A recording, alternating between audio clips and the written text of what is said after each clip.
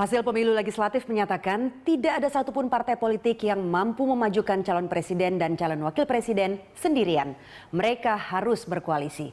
Syarat 25% suara sah nasional atau 20% kursi di DPR memenjara.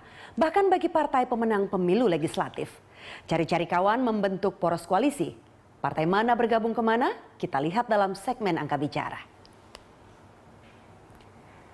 Poros PDI Perjuangan kemarin resmi mendeklarasikan koalisi bersama Partai Nasdem dan Partai Kebangkitan Bangsa atau PKB.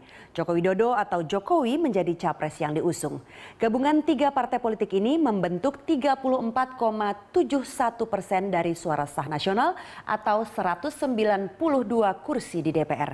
Namun hitung-hitungan ini bisa saja berubah jika Partai Golkar bergabung.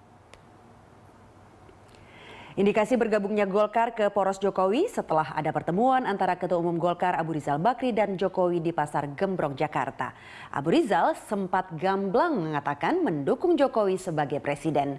Namun dukungan itu belum final. Pernyataan Abu Rizal dianggap melampaui kewenangan Rapimnas. Poros kedua adalah gabungan partai politik yang mengusung Prabowo Subianto sebagai calon presiden. Di sini ada Partai Amanat Nasional atau PAN yang dalam Rakernas hari Rabu 14 Mei resmi bergabung. Mereka berharap ketua umumnya Hatta Rajasa menjadi calon wakil presiden mendampingi Prabowo.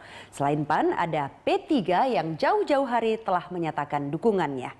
Gabungan ketiga parpol ini membentuk 25,93% suara sah nasional atau 161 kursi di DPR.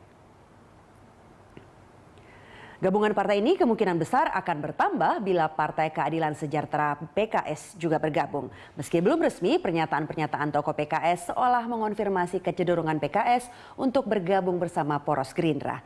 Lalu, kemana Demokrat dan Hanura serta PBB dan PKPI? Mengingat konvensi Capres Demokrat terus dilanjutkan, nampaknya pilihan agar memajukan Capres sendiri masih dijadikan harapan oleh Demokrat. Dengan jumlah suara sah nasional 10,89% dan 61 kursi di parlemen, Demokrat hanya butuh tidak sampai 15% suara sah. Hal yang tidak mudah untuk dilakukan jika partai yang belum menentukan pilihan hanya Hanura, PBB, lalu PKPI. Poros ketiga ini hanya mampu mengumpulkan sekitar 17,92% suara. Namun dinamika politik belum selesai. PKS dan Golkar masih belum resmi menentukan pilihan. Pada Rabu 14 Mei bukan hanya ada dua peristiwa politik yang menarik perhatian. Selain peresmian koalisi PD Perjuangan dan Rakernas PAN yang resmi bergabung ke Gerindra, juga ada pertemuan antara Ketua Umum Partai Golkar Abu Rizal Bakri dan Ketua Umum Partai Demokrat Susilo Bambang Yudhoyono. Siapa tahu, seperti kata politikus, ada kesamaan platform di antara mereka. Meski pernah menyebut mendukung Jokowi, bukan tidak mungkin Golkar membangun poros sendiri bersama Demokrat. Mungkin itu yang disebut dinamika politik. Pemirsa, sekedar menyegarkan kembali ingatan Anda bahwa dalam politik tidak ada kawan dan lawan abadi. Kita lihat peta koalisi di Pilpres 2009. Pertarungan terjadi antara kubu Golkar, Demokrat, dan PDI Perjuangan. Golkar bersama Hanura mengusung pasangan Yusuf Kala dan Wiranto yang membentuk 21,97% suara sah nasional. Duet partai ini hanya sampai Pilpres. Setelah Pilpres, mereka pecah kongsi, meski pernah menyebut memiliki kesamaan platform. Kemudian ada poros SBY dan Budiono yang diusung oleh Partai Demokrat sendiri, PKS, P3, PAN, serta PKB. Ini juga poros yang tidak langgeng. Paling tidak di Pilpres 2014 ini, PKB, P3, dan PAN sudah menentukan pilihan dan pilihannya tidak bersama Demokrat.